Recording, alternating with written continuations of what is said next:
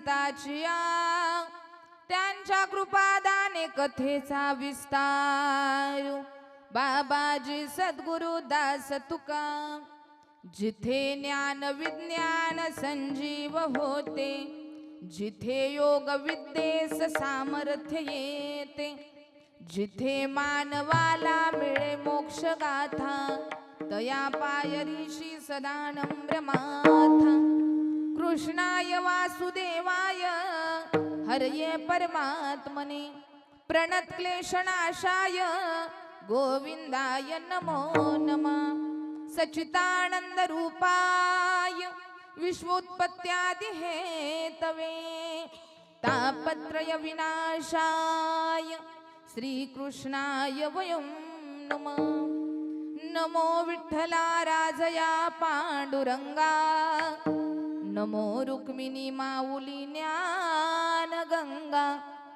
नमो पुंडलिका नमो चंद्रभागा नमस्कार माझा रुक्मिणी पांडुरंगा नागेंद्र हराय त्रिलोचनाय भस्मांगरागाय महेश्वराय नित्याय शुद्धाय दिगंबराय तस्मै नकाराय नमः शिवाय मस्तक हे पायावरी यावर करी संताचा यावर करी संताचा यावर करी संताचा मस्तक हे पायावर यावर करी संताचा यावर करी संताचा यावर करी संता मस्तक माझा पायावरी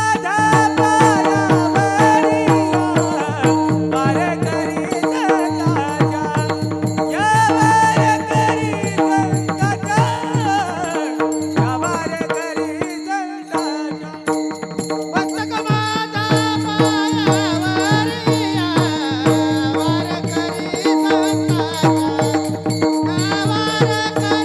संताचा यावर करी संताचा यावर करी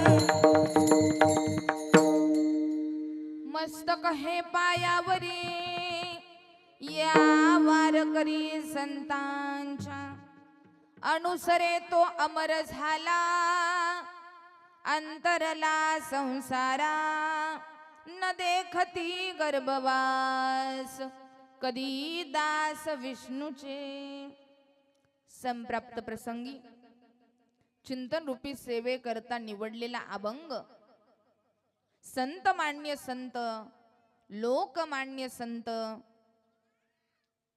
संत हृदय सम्राट देवमान्य संत संत संत हृदय सम्राट वैराग्याचा मूर्तिमंत पुतळा भक्तीचा मळा प्रेमाचा जिव्हाळा आणि चैतन्याची चितकळा असे असणारे संत श्रेष्ठ तुकाराम महाराज ज्यांच्या अभंगवाणीला किंबहुना सूर्याची प्रखरता चंद्राची शीतलता वेद मंत्राची पवित्रता अग्नीची दिव्यता नदीची सुचितता आणि मातेची वात्सल्यता लाभली असे असणारे संत श्रेष्ठ तुकाराम महाराज यांचा 4 चरणाचा अभंग आजच्या चिंतन रूपी सेवेकरता निवडलेला आहे। ज्या निमित्ताने आजचा हा कीर्तनाचा सोहळा आहे नैमित्तिक कीर्तन महोत्सव एक दिवसीय कीर्तन सोहळा ज्या निमित्ताने आज आपण सगळेजण इथं उपस्थित आहोत सगळ्यांना निमित्त ज्ञात आहे आपले असणारे कैलासवासी वैकुंठवासी अज्ञान लक्ष्मण गोरड आपल्या भाऊंच्या श्राद्धानिमित्त पुण्यस्मरणानिमित्त आजचा हा कीर्तनाचा कार्यक्रम आहे। गोरड परिवारातर्फे थाटलेला हा सोहळा आपल्या पित्याच्या आत्म्यात शांती लाभावी त्यांना देवमार्ग मिळावा त्यांना मुक्ती मिळावी याचसाठी केला होता अट्टहास शेवटचा दिस गोड व्हावा या न्यायानं आणि या शुद्ध हेतून हा चालत असलेला नामयज्ञ आणि या नामयज्ञामध्ये उपस्थित सर्व धार्मिक, राजकीय, सामाजिक, शैक्षणिक क्षेत्रातली सगळी मंडळी उपस्थित असतील. सर्वांचं धन्यवाद.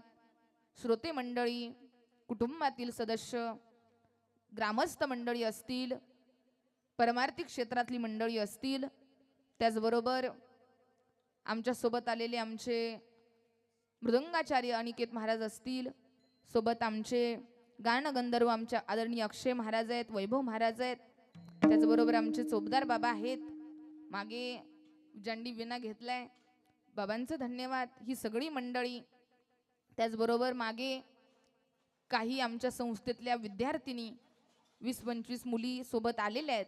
माऊली प्रसाद आश्रम, मुलींची मोफत वारकरी शिक्षण संस्था, त्याचबरोबर साऊंड सिस्टीम आपले दादा आहेत. सर्वांचं धन्यवाद. आणि सगळ्यात महत्त्वाचं, आपला हा गोरडवाडीतला कार्यक्रम आपल्या भागापुरता मर्यादित न राहता, आपल्या गावापुरता, आपल्या तालुकापुरता नवे आपल्या जिल्ह्यापुरता मर्यादित न राहता हा कार्यक्रम, हा चाललेला सोहळा 7 समुद्रा पार पोहोचवण्याचं महत्त्वाचं कार्य जो चॅनल करतोय, त्या चॅनलचे करता धरता आमचे आदरणीय समाधान दादा, भक्त बाळू मामाचा चॅनल उपस्थित आहेत. सहकारी ओम साई क्रिएशन या दोन्ही चॅनलच्या माध्यमातून आपला हा कार्यक्रम 7 समुद्रा पार पोहोचवण्याचं कार्य होणार आहे. कीर्तनामध्ये आजचा हा गोरड परिवार, आपल्या घरातल्या कर्त्या पुरुषाचं जाणं पाहायला गेलं तर अत्यंत वेदनादायी आणि दुःख देणारं. ज्याच्या जवळचा माणूस ज्याला सोडून गेलाय त्याला त्याचं दुःख आहे. आज पाहायला गेलं तर 3 लेकरं आज पोरकी झालेली आहेत. मुलं असतील, सुना असतील, लेकी असतील, नातवंड आहेत. आज महाराज सगळा परिवार एकत्र आहे. पण आपल्या बाबांच्या जाण्यानं आज कुठंतरी ती पोकळी निर्माण झाली आहे. पण कीर्तनाच्या माध्यमातून त्यांना देवमार्ग मिळावा, मुक्ती मिळावी, या न्यायानं, या हेतूनं हा चालत असलेला नामयज्ञ आहे. अभंग तुकाराम महाराजांचा 4 चरणाचा आहे. आणि अभंगातून अनुसरणाचा प्रसाद किती उच्च स्थितीचा असू शकतो हे सांगून देणारा, उत्तम असं उदाहरण देणारा अभंग चिंतन रूपी सेवेकरता निवडलेला आहे. विठ्ठल विठ्ठल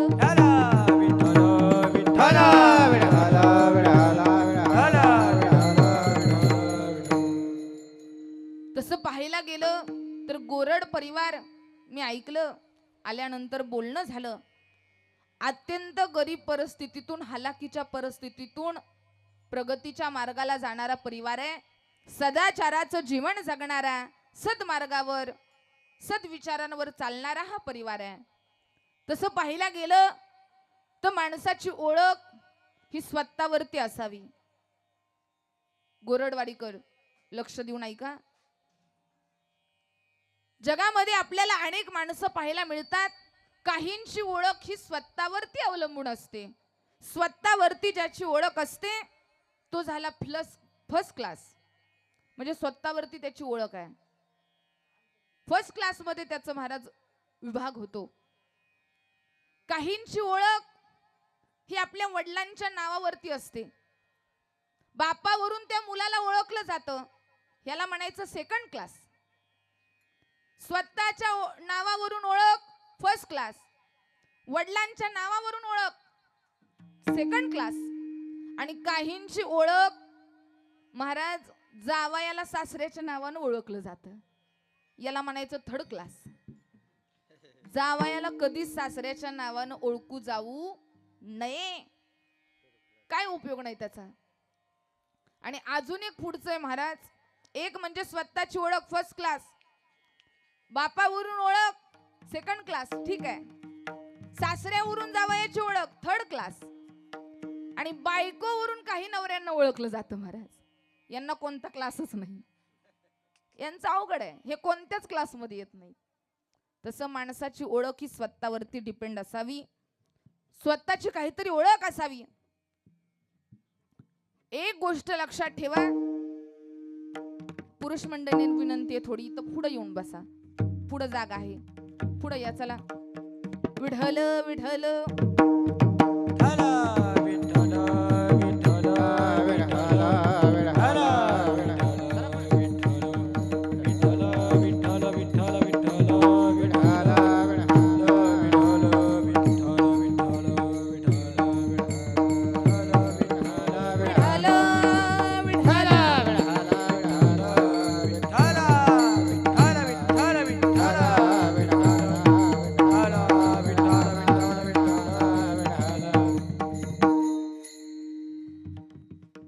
स्वतःवरून माणसाची काहीतरी ओळख असावी, स्वतःचा काहीतरी वेगळेपणा असावा.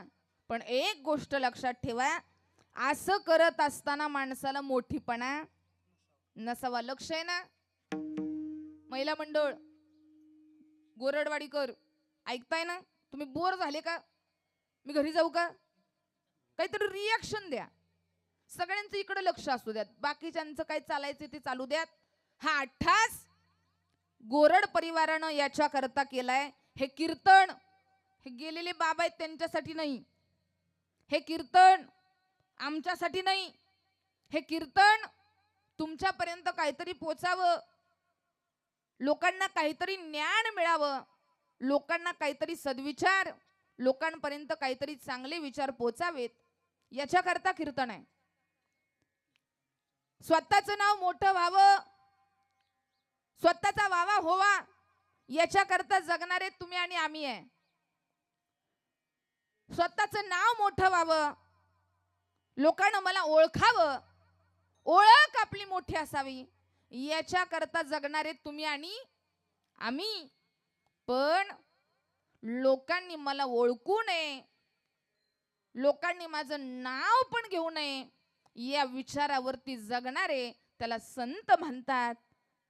की त्यांना कधीच वाटत नाही लोकांनी माझा वावा करावा. माणसांना वाटतं माझं नाव मोठं असावं. एका ठिकाणी एक जणाचे मी गावामध्ये 40 बॅनर पाहिले. किती? पुरुष मंडळ किती लावलेले? 40 बॅनर लावले. 40. मी त्यांना भेटले, म्हटले वा काका काय तुमचं नाव मोठं आहे, एवढे 40 बॅनर? 40 बॅनर होते तुमच्या गावामध्ये? 40? तो मला म्हटला महाराज फक्त 40च होते का? मी तर 100चे पैसे दिलेले. कळलं त्यालाच कळलं. म्हणजे नावासाठी जीवन जगतो ते तुम्ही आम्ही, पण माझं नाव मोठं होऊ नये, मला कोणी विचारू नये, याच्यासाठी जीवन आपलं प्राणाला लावतात, त्याला संत म्हणतात.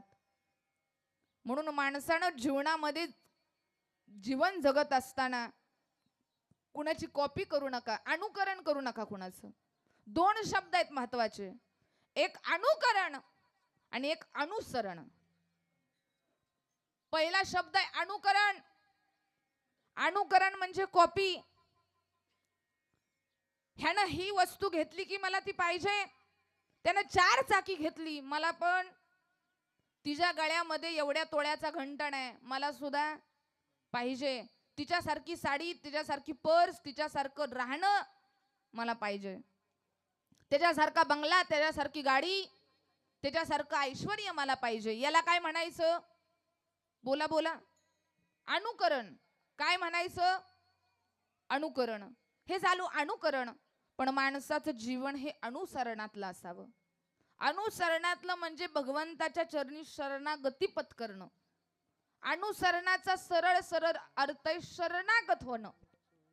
कुठंतरी आपलं जीवन थांबवता आलं पाहिजे, कुणाला तरी शरण जाता आलं पाहिजे. याला काय म्हणायचं? अनुसरण. आणि अनुसरण जर माणसानं जीवनात करता आलं तर अनुसरणाचा प्रसाद किती उच्च दर्जाचा असतो हे सांगता येणार नाही. फक्त अनुसरण करता आलं पाहिजे. आज पाहायला गेलं तर आजचा दिवस एवढा सुंदर आहे. आज बाबांना जाऊन 1 वर्ष झालं, पण आजचा दिवस पवित्र आहे. पवित्र कशा करता ऐका. आजचा वार हा सोमवार आहे. महिना चालू आहे मार्गशीर्ष. नीट ऐका. वार सोमवार आहे महिला मंडळ. वार कोणता आहे? आज वार सोमवार आहे, महिना मार्गशीर्ष चालू आहे आणि आजची दिनांक 15 तारीख आहे आणि आजचा दिवस एवढा सुंदर आहे. आज सफला एकादशी आहे. कोणती एकादशी? आज सफला एकादशी आहे. आणि आजच्या दिवशी कोणत्याही आई वडिलांना जर वाटत असेल ना, आईनं लक्षात घ्या, आज सफला एकादशी आहे. आजच्या एकादशीचं एवढं महत्व आहे.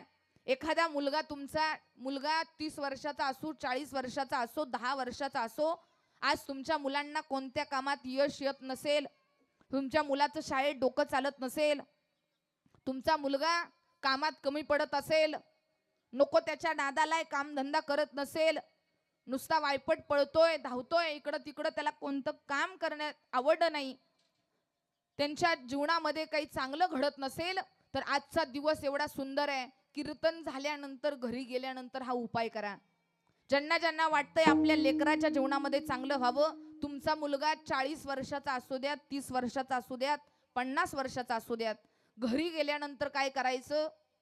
11 मिरं घ्यायचे. काय घ्यायचे? मिरी 11 घ्यायच्या. त्याचबरोबर 3 तमालपत्र घ्यायचे. 3 तमालपत्र आणि 1 विलायची घ्यायची. इलायची घ्यायची. हे सगळं पांढऱ्या कापडात भरायचं, त्याची गाठ बांधायची आणि ती गाठ बांधून आपल्या मुलाची महाराज 3 वेळा नजर उतरायची. किती वेळा? 3 वेळा. आणि ती नजर उतारून एखादा नारळाचं असतं ना, ते जाळतात, त्या नारळाच्या ह्याच्यावर जाळलं तरी चालेल, किंवा गॅस असेल, चूल असेल, ते अंगावरून उतरलेलं त्या चुलीत टाका. असं जर उपाय केला ना, तर तुमच्या मुलाच्या जीवनातलं सगळं दुःख असू द्यात, असफलता असू द्यात, ते पैशाची अडचण असू द्यात, तुमच्या मुलाच्या जीवनामध्ये कोणतं संकट असू द्यात, वैवाहिक जीवनामध्ये काही प्रॉब्लेम असू द्यात, कुणाला काही जीवनामध्ये यश मिळत नसू द्या, ही सगळी संकट या सफला एकादशीमुळे काय होणार आहेत?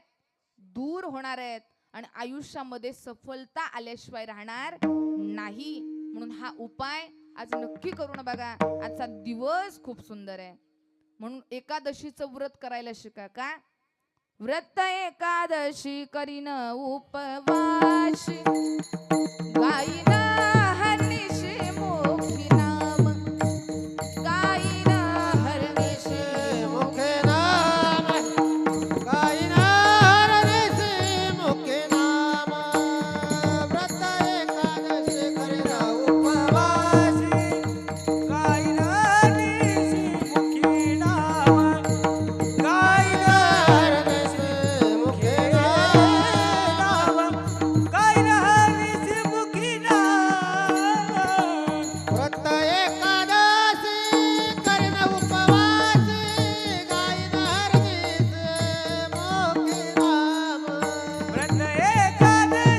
नाम, गायिना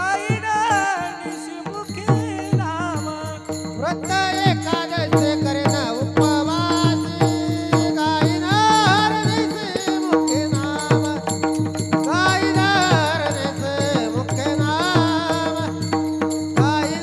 हरनिशि मुखे नाम.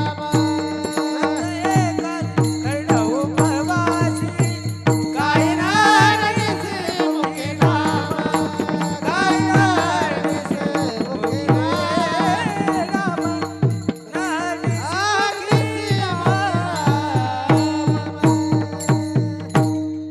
व्रत एकादशी करीन उपवास, गायीन हरनिशि मुखी नाम. एक होऊन येईल जन्मा. शुकर म्हणजे डुकराच्या जन्माला जावं लागतं, म्हणून आजचा हा दिवस पावन आहे. आज बाबांना जाऊन 1 वर्ष पूर्ण झालं. गोरड परिवाराच्या डोळ्यामध्ये बाबांच्या आठवणीने वर्षभर डोळे पाणवले असतील. बाबांच्या जाण्याचं दुःख काय? त्या मुलांना विचारा, ज्यांच्या जीवनामधून आपला बाप निघून गेलाय.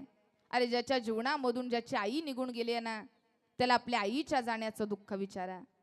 ज्याच्या जीवनामधून ज्याचा भाऊ सोडून गेलाय, त्याला आपल्या भावाच्या जाण्याचं दुःख विचारा. ज्याच्या जीवनामधून ज्याची बायको ज्याला सोडून गेले, त्याला बायकोच्या जाण्याचं दुःख विचारा. मला आजकालच्या माणसांचं विशेष वाटतं, अरे जोपर्यंत माणूस माणसात आहे, माणूस माणसासोबत बोलत नाही. आज भाऊ भावाचा नाही, आज बायको नवऱ्याची नाही, आज मुलगा बापाचा नाही, आज प्रत्येक नाती ही स्वार्थाची आहेत. पण माणसांचं मला याचं विशेष वाटतं, जोपर्यंत आपला भाऊ जिवंत आहे, भाऊ भाऊ एकमेकाचं तोंड बघत नाही. पण माणूस निघून गेल्यानंतर हा महाराज त्याच्या सरणावरती डोकं आपटून घेतो, फोटो त्याचा हृदयाशी घेऊन रडतो. अरे माणूस जिवंत आहे तोपर्यंत त्याच्यासोबत बोला, तो चालतोय, बोलतोय, खेळतोय, हसतोय, आपल्या सोबत जिवंत आहे तोपर्यंत त्याची किंमत करा. माणूस निघून गेल्यानंतर चांगला होता तो असे म्हणणारे भरपूर आहेत, पण जिवंतपणी माणसाला चांगलं म्हणायला शिका. आईची किंमत, आईची माया सगळ्यांना कळते. आज बघायला गेलं ना तर महाराज सगळेजण कानावरती विश्वास ठेवतात. कशावर? दुसरी माणसं भरवून द्यायलाच आहेत. आज जग एवढं वाईट झालंय, दुसऱ्याचं चांगलं झालेलं माणसाला बघवत नाही. अरे 20-20 वर्ष जावा जावा एकत्र राहिल्या. किती वर्ष? महिला मंडळ तुम्ही जागेवर आहात ना? नाही, सगळे महाराज जसं काय असं बसलेत की जसं तुम्हाला रोजाना आणून बसवले. कीर्तनकाराला तर तुमच्याकडे बघून कीर्तन करू वाटावं. चेहरे जरा फ्रेश ठेवा, ताड बसा सगळ्यांनी, पटपट ताड बसा. कीर्तनामध्ये बसताना सगळ्यांनी ताड बसायचं. कीर्तनामध्ये बसताना 3 नियम आहेत. कीर्तनामध्ये बसताना सगळ्यांनी ताड बसायचं. चेहऱ्यावरती प्रसन्नता पाहिजे. एखाद्यानं तुमच्याकडे बघितलं तर त्याला पण आनंद झाला पाहिजे. काही काहींचे चेहरे असेत महाराज फुटलेले गौरी सारखे, त्यांच्याकडे बघू वाटत नाही. पण काय काय जण महाराज दिसायला सावळे असू द्यात पण चेहऱ्यावर आनंद आहे, ती महाराज फुललेल्या कमळासारखे दिसतात. काहीतरी रिॲक्शन द्या. कीर्तनामध्ये असे बसलेत, कीर्तन काय आमच्यासाठी आहे का? तुमच्यासाठी कीर्तन आहे, तुमचं काहीच रिॲक्शन नाही. कीर्तन कुणाला सांगू मी? हे वेदांत सांगायला गेलं आजकालचं माणसांचं अवघड झालंय महाराज. आणि माणसंच आम्हाला म्हणतात महाराज कीर्तनात वेदांत सांगत नाही, कीर्तनात विनोद करतात. लोकांना वेदांतच कळत नाही. आजकालची महाराज पिढी संपली, जी अभ्यास होती, ज्ञानी होती, त्यांना कीर्तन ऐकू वाटायचे. आजकालच्या माणसांचं लक्ष महाराज कीर्तन कधी संपतंय, जेवण कधी आहे. अरे जेवणासाठी कीर्तन आहे का? आणि जेवताना पण महाराज असे जेवतात त्यांना बहाण राहत नाही. काय जेवायला बसले ना, दुसऱ्या 3 पंक्ती उठल्या तरी हे जेवतोच. 2 जण महाराज जेवायला बसले, 2 तास जेवण करतायत, 4-5 पंक्ती उठल्या.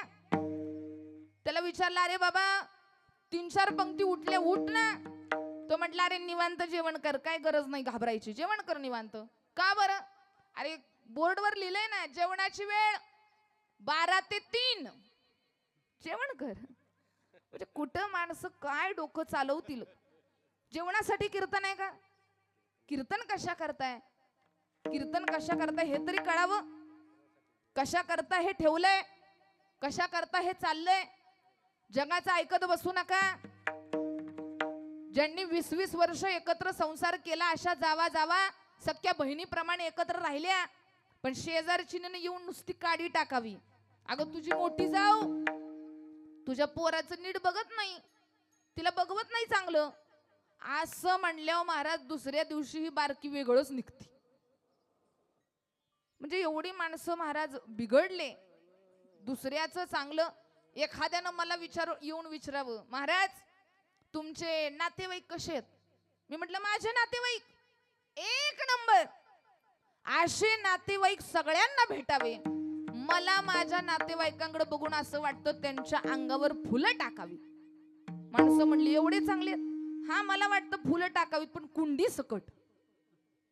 म्हणजे असे नातेवाईक आहेत काही काहींचे की त्यांच्याकडे बघून महाराज त्यांच्याकडे बोलावं वाटत नाही. दुसऱ्याचं चांगलं बघवत नाही. दुसऱ्याचं ऐकण्यापेक्षा, दुसऱ्यानं कानामध्ये भरून देण्यापेक्षा आपलं मन आपल्याला काय म्हणतंय, आपला अंतरात्मा आपल्याला काय सांगतोय. 3 गोष्टी माणसाला हव्या अशा वाटतात. एक गोष्ट, पहिली गोष्ट माणसाला ज्ञान पाहिजे. दुसरी गोष्ट माणसाला सुख पाहिजे. आणि तिसरी गोष्ट माणसाला अमरत्व पाहिजे. काय पाहिजे? बरोबर आहे ना? पहिलं माणसाला वाटतं ज्ञान पाहिजे, पण पाहायला गेलं तर काही माणसं ज्ञानी आहेत पण अज्ञान लपवण्यापुरतं ज्ञान आहे त्यांच्याकडं. ते अशी ज्ञानी सर्वज्ञ पाहिजेत. ज्ञानी म्हणजे कुणाला म्हणायचं?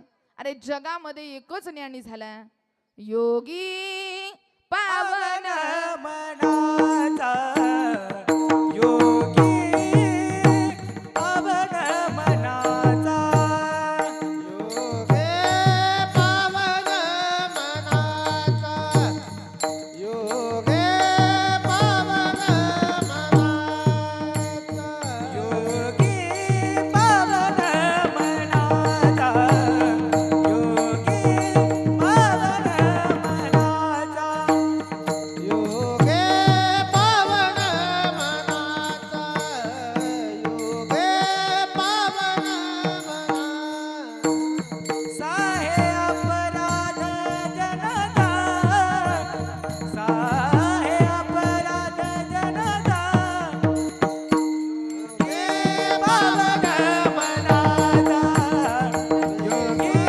पावन मनाचा साहे अपराध जनाचा साहे अपराध जनता योगे पावन मनाचा योगे पावन मनाचा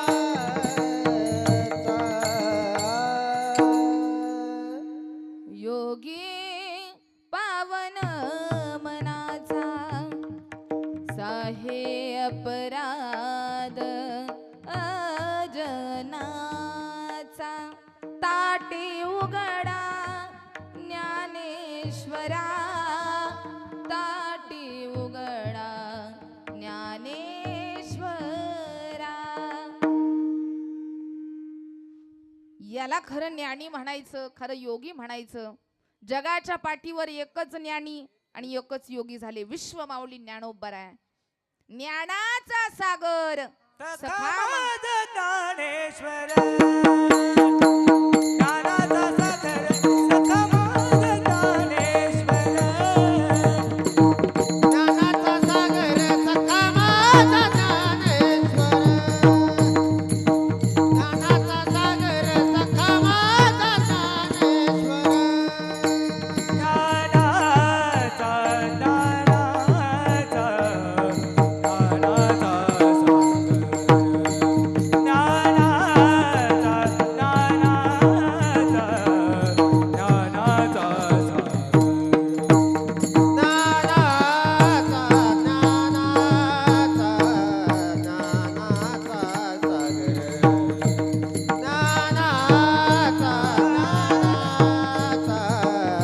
ज्ञानाचा सागर सखा माझा ज्ञानेश्वर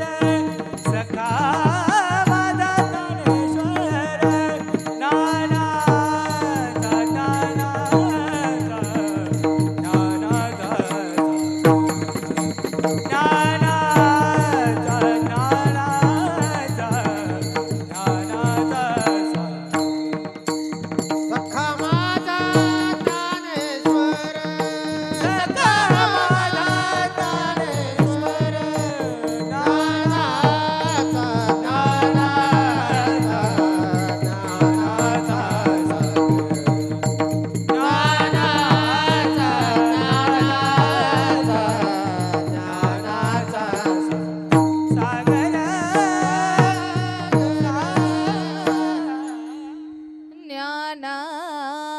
ज्ञानाचा ज्ञानाचा ज्ञानाचा सागर सखा माझा ज्ञानेश्वर सखा माझा ज्ञानेश्वर.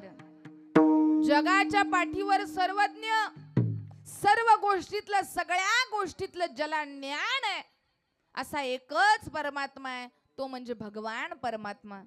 नाहीतर आपल्यामध्ये आहे का कुणी असं की ज्याला सगळ्या गोष्टीतलं सगळं ज्ञान आहे? आहे का? अय गोरडवाडी हाय का इथं एखादा? एखादा काय काय जण आम्हाला म्हणतात महाराज मी इंजिनियर आहे. मी म्हटलं इंजिनियर आहे का? लावा पकवास पांढरे धोंडला लावून दाखवा बरं त्यांनी. प्रत्येक व्यक्ती हा विशिष्ट ठिकाणी त्याला त्याचं ज्ञान आहे. इंजिनियर वाल्याला पकवाज लावता येणार नाही, कीर्तनकाराला नटबोल जोडता येणार नाही. प्रत्येक जण आपापल्या विशिष्ट ठिकाणी उपयोगाचं आहे. इथं कुणाचं पण काम नाही. काही जण माणसं ज्ञानी आहेत पण अज्ञान लपवण्यापुरतं ज्ञान आहे त्यांच्याकडं. मला सांगा बरं, आता आपण जर पाहिलं आपल्याला विशिष्ट ठिकाणचं ज्ञान आहे. इथं बसलेल्यांनी मला सांगावं, पुरुष मंडळ सांगा बरं, ज्याच्या घराला पायऱ्या आहेत, आपल्या घराला किती पायऱ्या आहेत मोजले का कधी?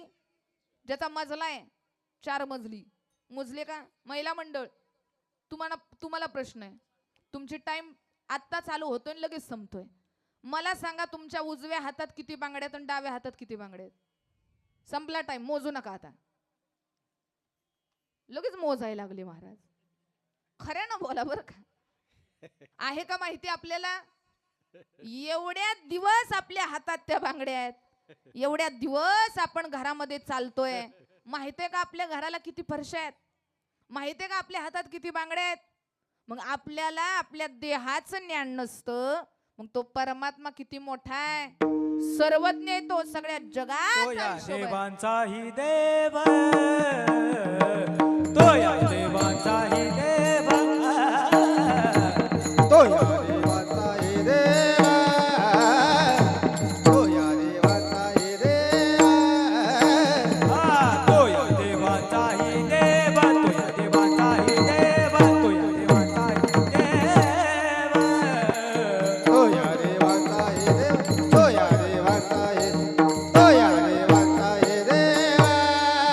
बळीया माझा पंढरी राम, बळीया माझा पंढरी राम, तो या देवांचाही देव, तो या देवांचाही देव, बळीया माझा पंढरीराम, बळीया माझा पंढरी राम, तो या देवाचा हे देवा, तो या देवाचा हे देवा.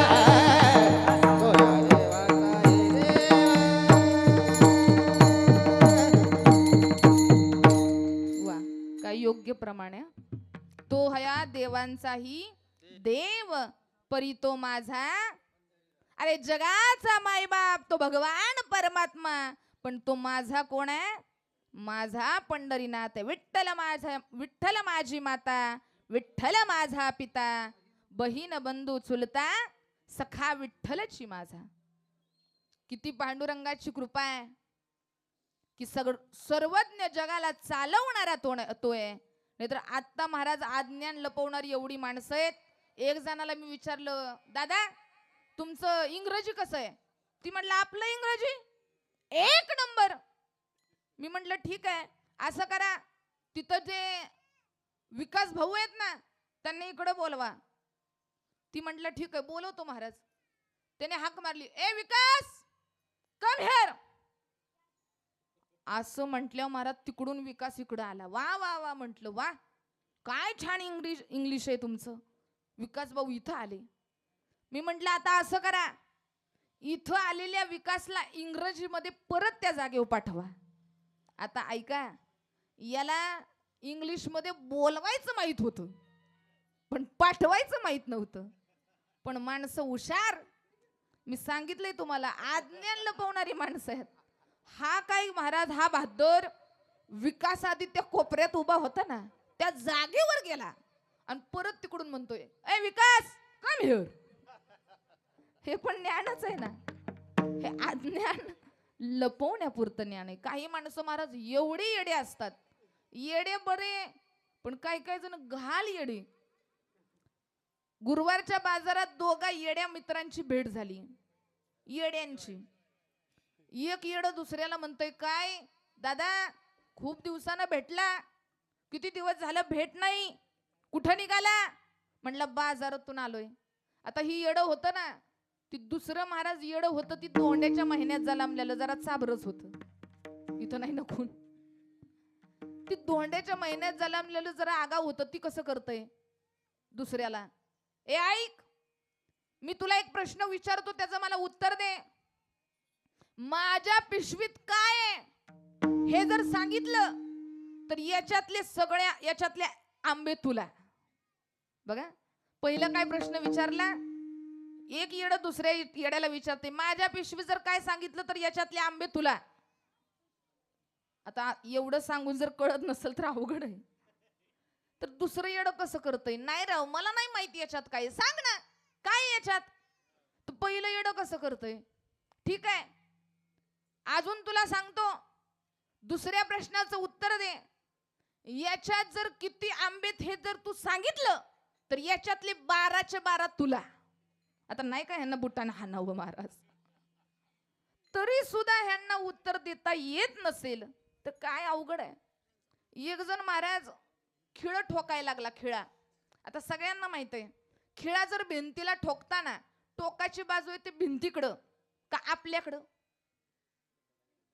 अय बचत गट, टोकाची बाजू आहे ती आपल्याकडं का भिंतीकडं.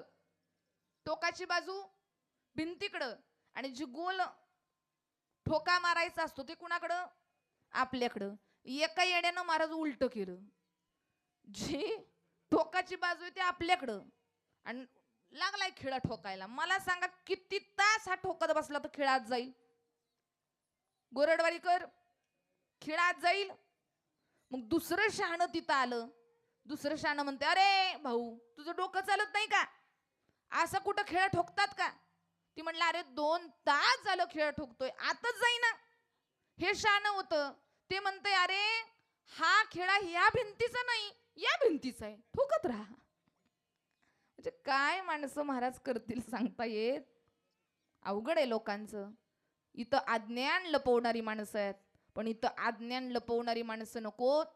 ज्यावेळी माणसाला जीवनामध्ये आपलं अज्ञान मान्य करता आलं ना, वाक्य खूप छान आहे ऐका बरं का. ज्यावेळी माणसाला जीवनामध्ये आपलं अज्ञान मान्य करता आलं तर त्याच्यासारखा विद्वान जगात बनल्याशिवाय राहणार नाही. फक्त अज्ञान व्यक्त करता आलं पाहिजे माणसाला. नाही ना कोणत्या गोष्टीतलं ज्ञान, विचारा दुसऱ्याला. नाही समजत कोणती ओवी, विचारा दुसऱ्याला. नाही पकवाज लावता येत, सांगा दुसऱ्याला. नाही चांगलं ताण काढता येत, विचारा ना दुसऱ्याला. नाही कोणतं काम जमत शेतातलं, विचारा दुसऱ्याला. नाही अज्ञान व्यक्त करता आलं तर तो जगात यशस्वी बनणार नाही. जीवनामध्ये विद्वान बनायचं असेल, ज्ञानी बनायचं असेल तर प्रत्येक माणसाला आपलं अज्ञान दाखवता आलं पाहिजे. पहिली गोष्ट ज्ञान हवंय. दुसरी गोष्ट जीवनामध्ये माणसाला काय पाहिजे, सुख पाहिजे. काय पाहिजे, सुखी पाहिजे. माणसाला किती सुखाची आवड आहे. ज्याप्रमाणे एका आईचं आपल्या मुलावरती प्रेम असतं, त्याला आणतंय का. आईचं मुलावरती किती प्रेम आहे सांगता येतं का. तसं माणसाचं सुखावर प्रेम आहे. सुखाशिवाय, आईशिवाय लेकरू राहू शकत नाही आणि सुखाशिवाय माणूस राहू शकत नाही. माणसाला सुख पाहिजे. आणि तिसरी गोष्ट, जीवनामध्ये माणसाला अमरत्व पाहिजे. काय पाहिजे, एखादी माणसाला सवय लागलेली असते ना, सवय, चिंतन करत राहा जीवनामध्ये. तुम्हाला सुख पाहिजे ना, चिंतन करा. अमरत्व पाहिजे ना, चिंतन करा. का, चिंतने चिंतने तदरूपता.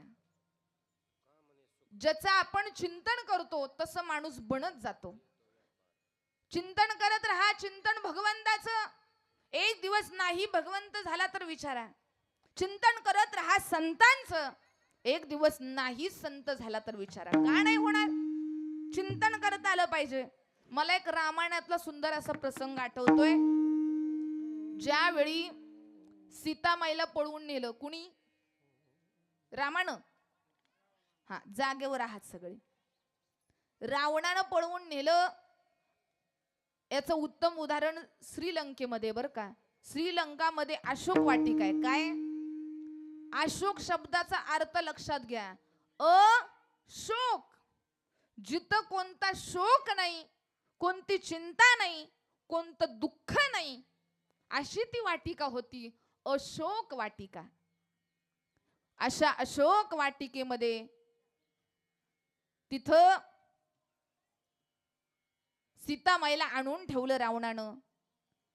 आणि सीतामाईच्या सेवेमध्ये एका सिक्युरिटीला ठेवलं. भरपूर सेविका होत्या, पण एक होती, तिचं नाव आहे त्रिजटा. ती त्रिजटा सीतामाईच्या सेवेमध्ये होती. सीतामाई रडायच्या, राम प्रभूंच्या आठवणीमध्ये रडत बसायच्या. एक दिवशी त्या स्त्री जटेच्या स्वप्नामध्ये राम प्रभू आले आणि त्रिजटेला सांगतायत, अगं त्रिजटा, अगं माझी सहचारिणी, माझी धर्मपत्नी, माझी सीता तुझ्या अशोकवनात आहे.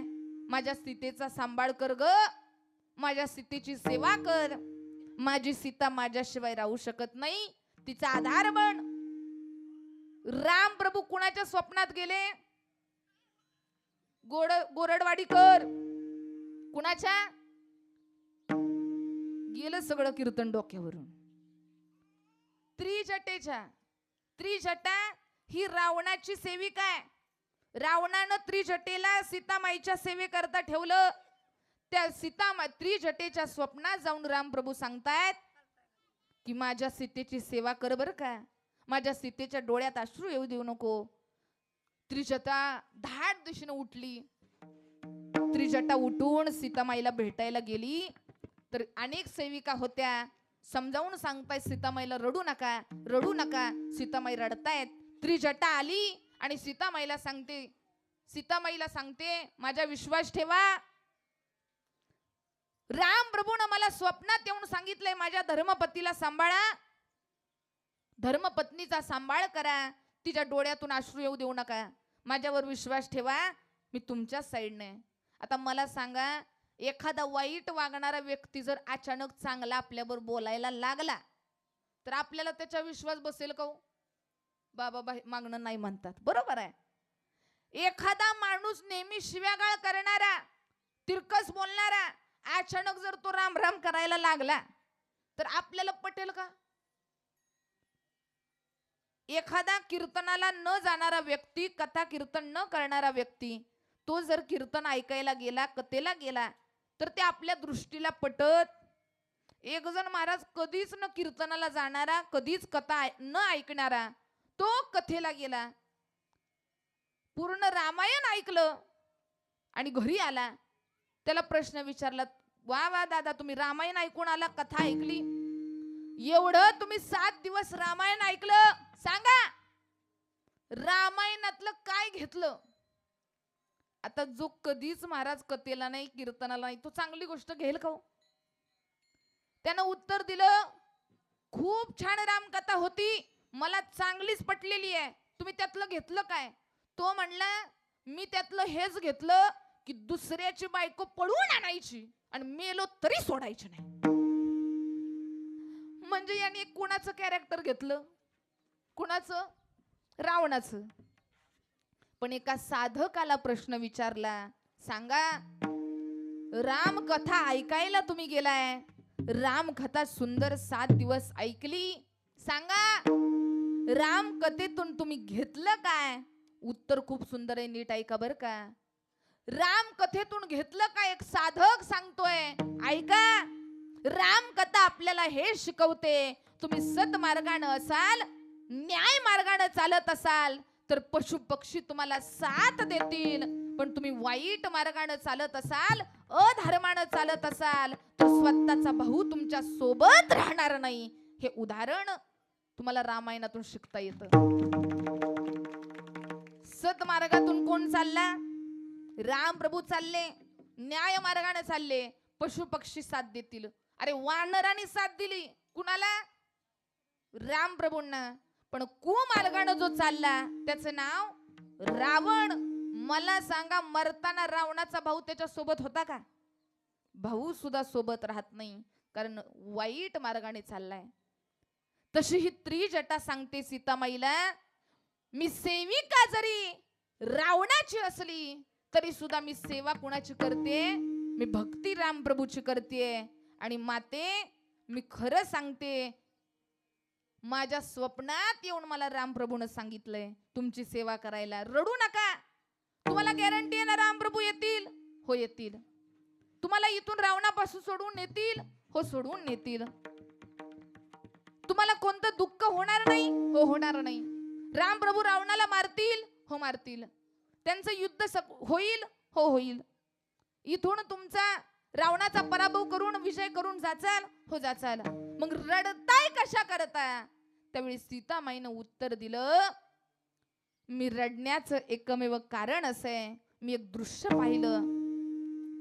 एक भिंगोटा आहे, भिंगोटा. तो भिंगोटा एका आळीला घेऊन आला आणि तो भिंगोटा त्या आळीला सारखा डिवचत होता, सारखा त्याला चोच मारायचा. ती आळी घाबरायची, बिचारी रडायची. घाबरून तिला असं सारखं वाटायचं, आता भिंगोटा येईल मला मारेल, आता भिंगोटा येईल मला डिवचेल, आता भिंगोटा येईल मला खाऊन टाकेल. असा विचार करून करून भिंगोटा येईल, भिंगोटा येईल, भिंगोटा येईल असं चिंतन करून करून करून मी दृश्य पाहिलं. ती आळी स्वतः काय झाली? भिंगोटा झाली. ऐका बरं का गोरडवाडीकर, ती आळी विचार करत होती, भिंगोटा येईल मला मारेल, भिंगोटा येईल मला मारेल. असा विचार करत करत ती आळी स्वतः भिंगोटा झाली. मग ती त्रिजटा म्हणते, सीतामाई आळी भिंगोटा झाली, याचं तुम्हाला काय दुःख आहे? त्यावेळी सीतामाई सांगतायत, अगं मी सुद्धा रडते, मी सुद्धा विचार करते, मी सुद्धा सारखं चिंतन करते. माझा राम येईल मला घेऊन जाईल, माझे रामप्रभू येतील मला घेऊन जातील, असं मला याची भीती वाटते की मी राम राम राम करता करता रामच झाले तर. ऐका बर का, मी राम करता करता रामच झाले तर करू काय? तिकडं पण राम, इथं पण राम, आणि दोन रामांचा संसार चालेल का? दोन्हीकडे जर राम झाले तर राम सीतेची जोडी राहणार नाही. पण महाराज, त्रिजटा सुद्धा अभ्यास होती, ती सुद्धा हुशार होती. त्रिजटानं दिलेलं उत्तर ऐका, सीता, अगं सीतामाई तू इथं राम राम करते आणि राम राम करता करता तू इथं राम होशील.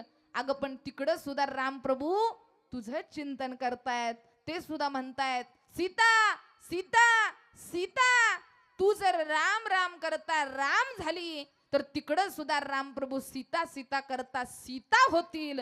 इकडं राम तिकडं सीता झाली ना परत राम प्रभूची जोडी. बघा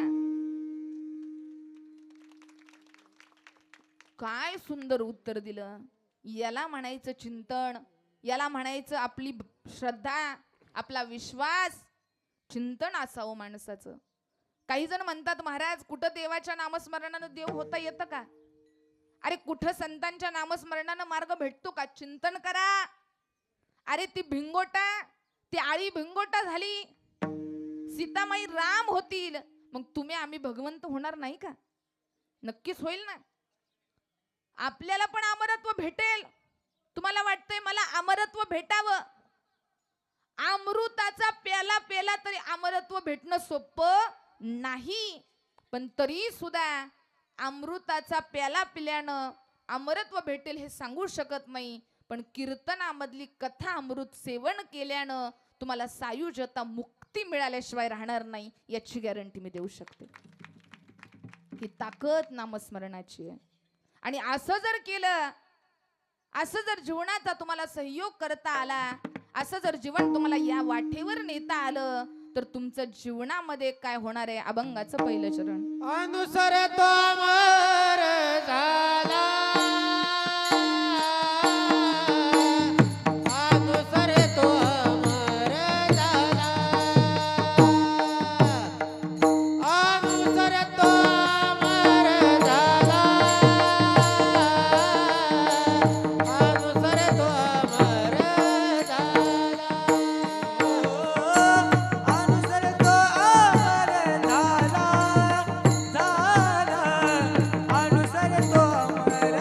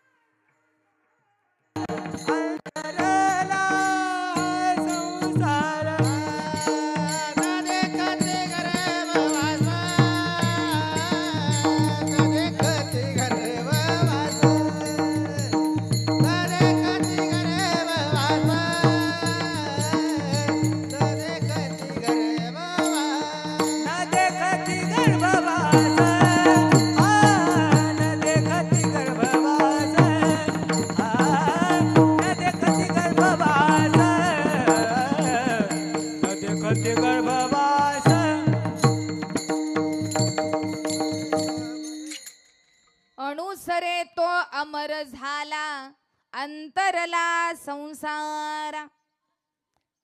जीवनामध्ये अनुसरण करायला शिका, अमरत्व नक्की मिळेल. काही जण म्हणतील महाराज या जीवनामध्ये कुणाला अमरत्व आहे? एक गोष्ट लक्षात ठेवा, जो जन्माला आलाय त्याला जाणं निश्चित आहे. आज पाहिला गेलं तर आपल्या अज्ञान बाबांचा फोटो इथं लागलाय. काही दिवसांना आपले पण लागणार आहेत. आपले बाबा मुक्तीला प्राप्त झाले. काही दिवसानं आपण सुद्धा त्या मार्गावर जाणार आहे. जाण्याचा दिवस सांगू शकत नाही. पण कोण सांगेल का महाराज माझा फोटो कधीच तिथं लागणार नाही? एखाद्यानं पण दाखवा उठून उभं राहून सांगावं आहे का? कुणीच नाही. सगळ्यांना जावं लागणार आहे. इथं आलेल्या प्रत्येकाला, या गावातल्या प्रत्येकाला मरावं. मी असंच का कीर्तनात सांगत होते, या गावातल्या प्रत्येकाला मरावं लागणार आहे. सगळी माणसं कीर्तनातच रडायला लागली. कीर्तनात सगळे रडतायत आणि एकच म्हातारी हसत होती. मी म्हणलं आजी सगळी माणसं रडते ती, तुम्ही का व हसता? म्हणली महाराज तुम्ही कीर्तनात सांगितलंय या गावातल्या सगळ्यांना मरावं लागणार आहे. महाराज मी इथली नाही, मी सोलापूरची, मला मरणच नाही. अरे या गावातले म्हणजे तू मरणार नाही का? सगळ्यांना मरावं लागणार आहे. मरण सगळ्यांना आहे, पण इथून जाणं आपल्या हातामध्ये नाही. पण इथून कसं जायचं हे कुणाच्या हातात आहे? आपल्या हातात आहे. मुक्ती मिळवायची, अनुकरण करायचंय, कॉपी करू नका. छत्रपती शिवरायांसारखी दाढी वाढवली म्हणजे छत्रपती शिवराय होता येतं? तुकोबारांच्या सारखा गाथा महाराज वाचला, एकदा गाथा वाचला तुकाराम महाराज होता येतं? एकदा ज्ञानेश्वरी वाचली ज्ञानोबराय होता येतं? अरे छत्रपती शिवराय, ज्ञानोबराय, तुकाराम महाराज, लक्ष्मीबाई, या सगळ्यांचं जर जीवन बघायला गेला, अहिल्यादेवी होळकर, सगळ्यांचं जीवन चरित्र बघा. मोठमोठे गुणवंत, विचारवंत आणि मोठमोठे ज्यांनी आपला देह या समाज कार्याकरता घालवला, त्यांच्यासारखं कपडे घातली, त्यांच्यासारखी दाढी वाढवली की ते बनता येत नाही. त्यांच्यासारखा विचार ठेवा. छत्रपती शिवराय बनायचं असेल तर आयुष्यातली 35 वर्ष घोड्यावर घालवावी लागतात. अरे माता जिजाऊ बनायचं असेल तर कष्टातून जीवन जगत, अरे लहानपणापासून मुलांना संस्कार द्यावे लागतात. अरे अहिल्यादेवी होळकर बनायचं असेल, लेकराला पाठीशी बांधून मोठा लढा लढावा लागतो. तेव्हा कुठं छत्रपती बनतात, तेव्हा कुठं माता जिजाऊ बनतात, तेव्हा कुठं अहिल्यादेवी होळकर बनतात. अरे तेव्हा कुठं झाले तुकाराम महाराज, तेव्हा कुठं झाले माझे ज्ञानोबराय. एवढं सोपं नाही. अनुकरण करायला जाऊ नका. याच्यासारखी गाडी, याच्यासारखी साडी, याच्यासारखी चप्पल, महिला मंडळ, आयुष्य गेलं आमचं अनुकरणामध्ये. एक जण आली, यांना तर लय सवय असते मेकअप मॅचिंग करायची. आता लय चेहऱ्या हसू आलं. तुमच्यासारखीच एक जण आली मेकअप मॅचिंग करून, तिला पण सवय होती. नामा म्हणे आली नंदाची या गावा, स्वरूप सुंदरा देवांगणा. मी माझ्या मनाचं सांगत त्याला प्रमाण आहे. नामा म्हणे आली नंदाची या गावा, स्वरूप सुंदरा देवांगणा. तिचं नाव काय आहे? बोला बोला. राक्षसीन होती, राक्षसीन. कृष्णाला आली विष बाजून मारायला. माहित नाही नाव? हा, इकडं महाराज काहीच रिॲक्शन नाही. पुतना हाय का इथं एखादी पुतना? तिचं नावच राहिलं नाही. ती पुतना आली, स्तनामध्ये विष भरून आली, विष. पण ऐका, तिनं सुद्धा मेकअप मॅचिंग केली होती. इकडं सुद्धा आवड आहे मेकअप मॅचिंगची. एक जण तर नवऱ्याकडे आली, नवऱ्याला म्हटली 500 द्या, पार्लरला जायचंय. नवरा म्हटला कशाला ग 500? म्हटली मला केस सरळ करायचे. त्याला काय म्हणतात? आता खालनं महाराज सुना, सासवा सुनांना म्हणतात बोला, आता बोला. काय म्हणतात त्याला? स्ट्रेटनिंग. नवरा म्हटला अगं केस सरळ करायचे तर पार्लरला जायची काय गरज आहे, घरीच प्रयत्न कर, होतील सरळ होतील सरळ. बायको म्हणली नवऱ्याला तुमचं डोकं चालतं का, घरी कुठं केस सरळ होत असतात का. नवरा म्हटला अगं प्रयत्न कर होतील सरळ, माझं अख्खं खानदान सरळ करून राहिली तू. कळलं त्यालाच कळलं तुझ्यासाठी काही केस सरळ करणं अवघड आहे का. तसं बिचारी ही पुतना सुद्धा काय करून आली, मेकअप मॅचिंग आली, कृष्णाकडे आली कृष्णाकडं. पण ही पुतना सुद्धा सांगते, ही पुतना आत्ताची राक्षसी नाही, पण तिचा पूर्वजन्म माहितीये का, माहितीये का कुणाला. पुतना कोण आहे, राजा बली माहितीये का. बली तू का म्हणे बली, जीव दिला पायातडी. ज्यावेळी भगवान परमात्म्यानं बटू अवतारामध्ये, त्या बटू अवतारामध्ये वामन अवतारामध्ये बळी राजाला किती पावलं जमीन मागितली, किती, 3 पावलं. त्यावेळी त्या वामन अवतारामध्ये आलेल्या भगवंत बळी राजाला मुलगी होती, तिचं नाव आहे रत्नमाला. काय नाव आहे, ती पुतना मागच्या जन्मीतली रत्नमाला होती. कोण होती, बळी राजाची मुलगी आहे ती रत्नमाला पुतना. तिनं भगवंताचं वामन रूपातलं स्वरूप पाहिलं, भोळा भाबडा कोवळा भगवंत पाहिला, करुणा वरुणालय तो पांडुरंग परमात्मा पाहिला, आणि त्या वामन अवतारातल्या भगवानाला रत्नमालेनं पाहिलं. आणि रत्नमाला मनामध्ये म्हणते, असं पोरग जर माझ्या पोटी जन्माला आलं असतं तर मी त्याला मांडीवर घेऊन स्तनपान केलं असतं. भगवानानं ऐकलं, शांतता राखा बर का. भगवंतानं ऐकलं, रत्नमालाच्या मनामधला विचार चालू आहे, असा सुंदर भगवान परमात्मा जर माझ्याकडे आला असता तर मी त्याला मांडीवर घेतलं असतं आणि स्तनपान केलं असतं. असं फक्त भगवंतानं ऐकलं, भगवंत लगेच म्हटला तथास्तु तथास्तु. आणि थोड्याच वेळात 3 पावलं जमीन मागितली. आता पटकन सांगते, आपल्याकडे वेळ नाही. पहिलं पाऊल टाकलं मृत्यू लोकात, दुसरं पाऊल टाकलं स्वर्ग लोकात, आणि 3रं पाऊल कुठं टाकायचं विचारलं. मूर्ती एवढी बलाढ्य झाली, राजा बलीकडं काहीच उरलं नाही, त्रैलोक्य व्यापलं. राजा बली म्हणतोय वामन अवतारातल्या भगवंताला, भगवंता 3रं पाऊल कुठं टाका, या मस्तकावर टाका, हे शिल्लक आहे. त्यावेळी देव म्हणतायत, बली मला काय वेडा समजतो का, मला सांग माझ्या 2 पावलात काय व्यापलं, त्रैलोक्य, आणि तू कुठं उभा आहे, त्रैलोक्यावरच ना. आणि मला सांग तू उभा आहे म्हणजे तू सुद्धा कशात आला, त्याच्यातच आला, तू वेगळा. बलिराजानं सुंदर उत्तर दिलं, भगवंता अरे मी तुला जे त्रैलोक्य दिलंय ते दान आहे, आणि ज्यानं तुला दिलंय तो दाता आहे. दान आणि दाता कधी एक नसतो. अरे 3रं पाऊल टाक माझ्या डोक्यावर.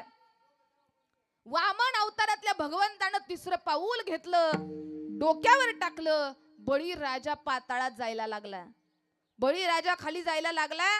रत्नमाला मोठमोठ्यानं ओरडायला लागली, अरे दिसतो तर कोवळा पण माझ्या बापाला जमिनीत घातला. अरे असा भगवंत जर आला असता ना माझ्याकडं तर मी त्याला मांडीवर घेतलं असतं. पाजताना नुसतं दूध पाजायचं म्हटले असते, पण पाजताना मी त्याला विषच पाजलं असतं. देव म्हटला तथास्तु. देव म्हटला विष पाजायचंय विष पाज, दूध पाजायचंय. ज्यावेळी भगवंत सुंदर अवतारात पाहिला, बापाच्या डोक्यावर पाय नव्हता टाकला, तेव्हा तिला काय वाटलं, स्तनपान करावं. देव म्हटला तथास्तु. बापाला जमिनीत घातलं, राग आला, श्राप दिला. असा भगवंत माझ्याकडे आला असता काय पाजलं असतं, दूध पाजायचं नाटक केलं असतं, पण पाजताना काय पाजलं असतं, विषच पाजलं असतं. भगवंत म्हटला काळजी करू नको, मी भगवंत आहे, तुझ्या सगळ्या विष पूर्ण करतो. दूध पाजायचे दूध पाज, विष पाजायचंय.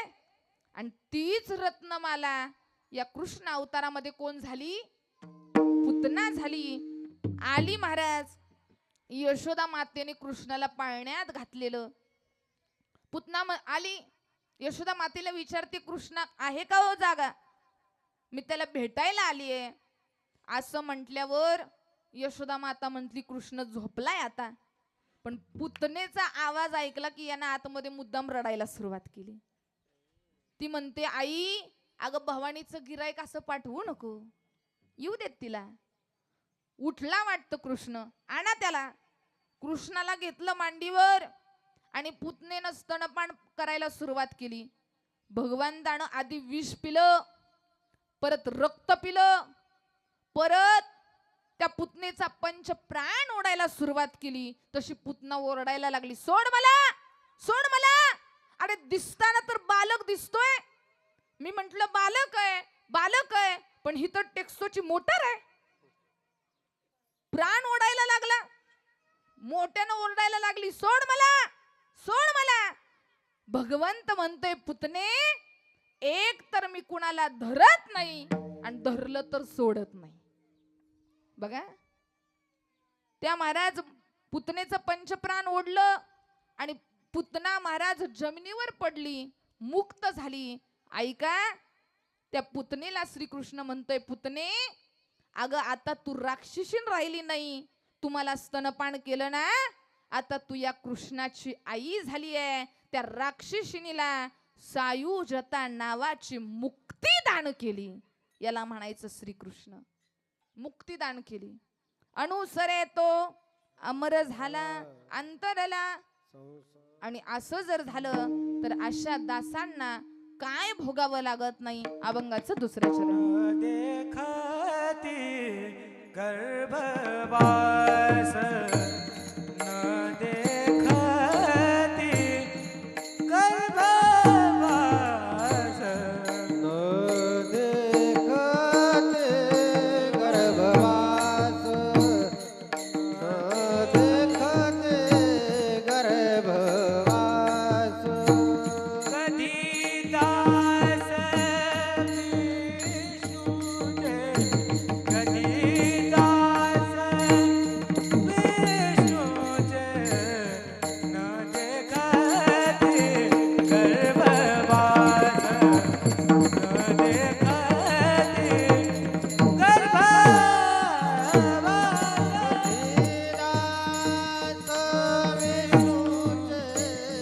कधी दास विष्णूचे न देखते गर्भवास न देखते गर्भवास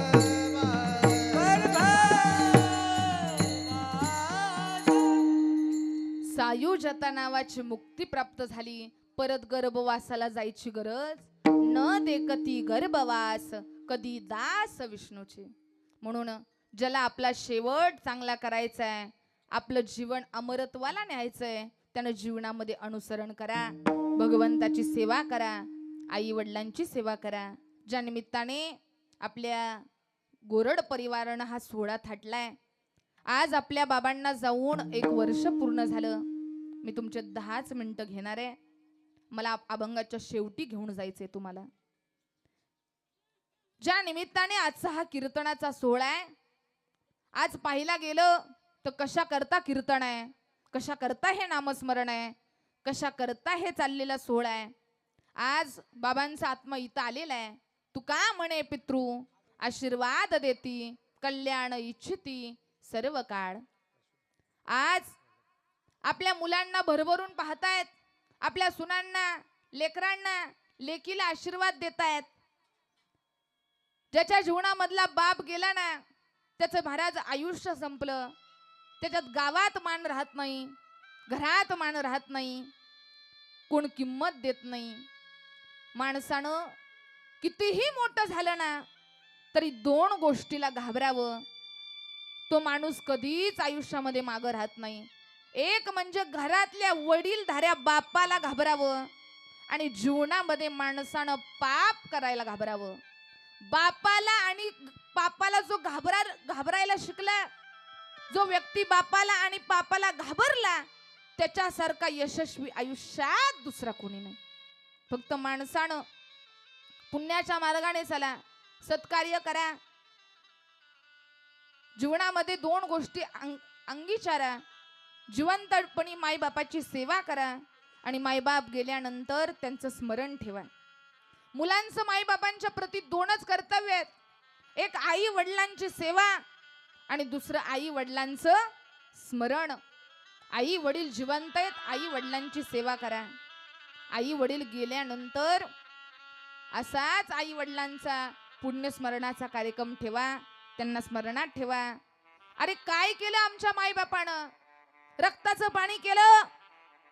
राब राब राबला माझा बाप शेतामध्ये, तळ हाताच्या फोडाप्रमाणे जपलं. माझ्या मायेनं मला जन्म दिला ना, 9 महिने उदरात वाढवलं, पण त्या बापानं आम्हाला आयुष्यभर हृदयात वाढवलं. आईचं प्रेम, आईची माया नक्कीच आहे. स्वामी तिन्ही जगाचा आई विना भिकारी म्हटलं जातं, पण बापाचं प्रेम कधीच कोणाला दिसलं नाही हो. सर्वांना श्यामची आई दिसते, पण कुणालाच महाराज श्यामचा बाप कधी दिसला नाही. पाहिला गेलं तर बघा ना, छत्रपती शिवरायांना घडवणारी जिजामातेचा उल्लेख सगळीकडे केला जातो, पण आपल्या मुलाचं स्वराज्य घडावं, मुलाचा नाव लौकिक व्हावा याच्यासाठी युद्धामध्ये लढत राहिला तो शहाजीराजे कधीच कुणाला दिसला नाही. अरे राम प्रभू वनवासाला गेल्यानंतर तुम्ही जगू शकत नाही, मी जगू शकत नाही असं म्हणणारी कौशल्या सगळ्यांच्या लक्षात आहे, पण राम वनवासाला गेल्यावर जो जगलाच नाही, ज्यानं आपला प्राण सोडून दिला, तो दशरथ राजा कधीच कुणाला कळला नाही. माझ्या बाळाला वाचवा, तो कंस मारेल असं गाय मोकलून रडणारी देवकी सगळ्यांच्या लक्षात आहे. पण नदीला पूर आला, पाणी तोंडापर्यंत आलं, पाणी नाकात जायला लागलं, पण तरी सुद्धा आपल्या पोराला डोक्यावरती घेतलंय. भगवंत श्री कृष्णाला घेऊन त्या पाण्यामध्ये, नदीचा भर पावसामध्ये पुरात प्रवास करणारा तो वासुदेव कधीच कोणाच्या लक्षात नाही. बाळा असं करू नको, बाबा मारेल. बाळा जेवण कर, बाबा मारेल. बाळा वाईट काम करू नको, बाबा मारेल. बाळा चोरी करू नको, बाबा मारेल. बाळा अभ्यास कर, बाबा मारेल. बाळा हे करू नको, बाबा मारेल. अशी म्हणणारी आई सगळ्यांच्या लक्षात आहे. आई म्हणते बाळा हे करू नको, बाबा मारेल. बाळा ते करू नको, बाबा मारेल. मुलाला वाटतं हा बाबा फक्त मला मारण्याकरताच जन्माला आलेला आहे, माझ्या बाबाचं माझ्यावरती प्रेम नाही. अरे पण लाड करणारी आई सगळ्यांच्या लक्षात आहे, प्रेम दाखवणारी आई सगळ्यांच्या लक्षात आहे. दाखवून जी प्रेम करते ना तिला आई म्हणतात, पण मुलांवर चांगले संस्कार व्हावेत याच्या करता ज्याला कठोर व्हावं लागतं, तो कठोर काळजाचा बाप आहे. त्याला सुद्धा हृदय आहे, त्याला सुद्धा वेदना आहेत, त्याला सुद्धा जाणीव आहे, पण बापाचं प्रेम कधी कुणाला कळलं नाही. कधीतरी महाराज त्याच्या निरागस चेहऱ्याकडे बघा, त्याच्या चेहऱ्यावरती पडलेल्या सुरकुत्या बघा. कधीतरी आपली थकत चाललेली आई बघा. अरे आपल्या माय बापाचं वय होत चाललंय, त्यांना चालता येत नाही, उठता येत नाही. अशी अनेक कुटुंब मी पाहिली की काहींची महाराज मोठमोठ्या श्रीमंत घरातली मुलं आहेत, मोठमोठ्या श्रीमंत घरातली म्हातारी माणसं आहेत, पण त्या श्रीमंत घरामध्ये घरावरती नुसतं नाव आहे, घरावरती नाव आहे आई वडिलांची छत्रछाया, पण घरामध्ये आई वडील नाहीत, फक्त छाया आहे. आई वडील वृद्धाश्रमामध्ये आहेत, मोठमोठ्या माणसांच्या घरामध्ये आई वडील वृद्धाश्रमामध्ये आहेत आणि यांची कुत्री गाडीमध्ये आहेत. मी कायम कीर्तनामध्ये सांगत असते, त्या कुत्र्यांना महाराज किती खाऊ घाला. आज कुत्र्यांना म्हणतात भाकरी खा, टॉमी खा, टॉमी खा. कधी घातलाय आई वडिलांच्या मुखात घास? कधी म्हटला बाबा जेवला का? कधी म्हटला बाबा तुम्हाला काही दुखतंय का? गोळी आणू का? तुम्हाला हात धरू का? चालता येतंय का? कधी आई वडिलांना विचारता आलं नाही आणि कुत्र्याला म्हणतात कुत्र्याला खा. अरे लाज वाटायला पाहिजे. कुत्र्यांसारखे राहायला लागलो आम्ही, कुत्र्यांसारखे. काही दिवसापूर्वी घराच्या बाहेर बोर्ड लिहिला जात होता स्वागतम, वेलकम. आता बोर्ड लिहिला जातो कुत्र्यांपासून सावध. त्या घरात फक्त कुत्रीच राहतात का? अवघड आहे. श्रीमंत माणसांच्या घरी जा, कुत्र गाडीत आहे आणि आई वडील वृद्धाश्रमामध्ये आहेत. कुत्र पुढं चालतंय आणि हे कुत्र्याला धरून माग. मलाच कळत नाही हे कुत्र्याला फिरवतं का कुत्र ह्याला फिरवतं. कुत्र्यासोबत फिरतो कुत्रा. राग आला तर येऊ द्यात, पण एक गोष्ट लक्षात ठेवा. हो आई रे बेईमान दुनिया आई रे, आई रे बेईमान दुनिया आई रे, आई रे बेईमान दुनिया आई रे, आई रे बेईमान दुनिया आई रे, आई रे बेईमान दुनिया आई रे, आई रे बेईमान दुनिया आई रे, आई रे बेईमान दुनिया आई रे, आई रे बेईमान दुनिया आई रे. माता पिता को कोई नहीं माने औरत को बहुमान रे, आई रे बेईमान दुनिया आई रे, आई रे बेईमान दुनिया आई रे, आई रे बेईमान दुनिया आई रे, आई रे बेईमान दुनिया आई रे,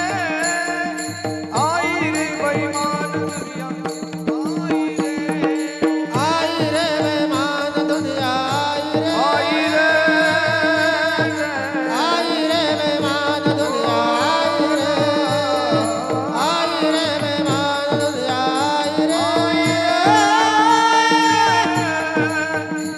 रे.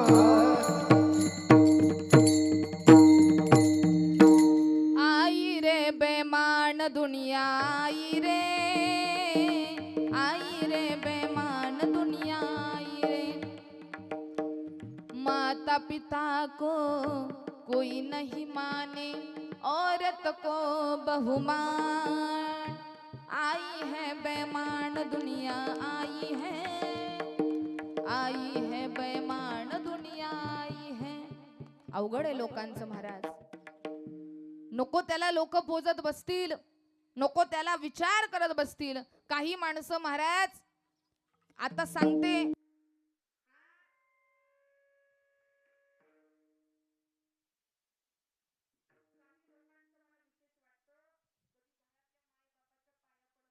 ऐका कीर्तनामध्ये आलेले लोक, पडलाय का कधी आई बापाच्या पाया?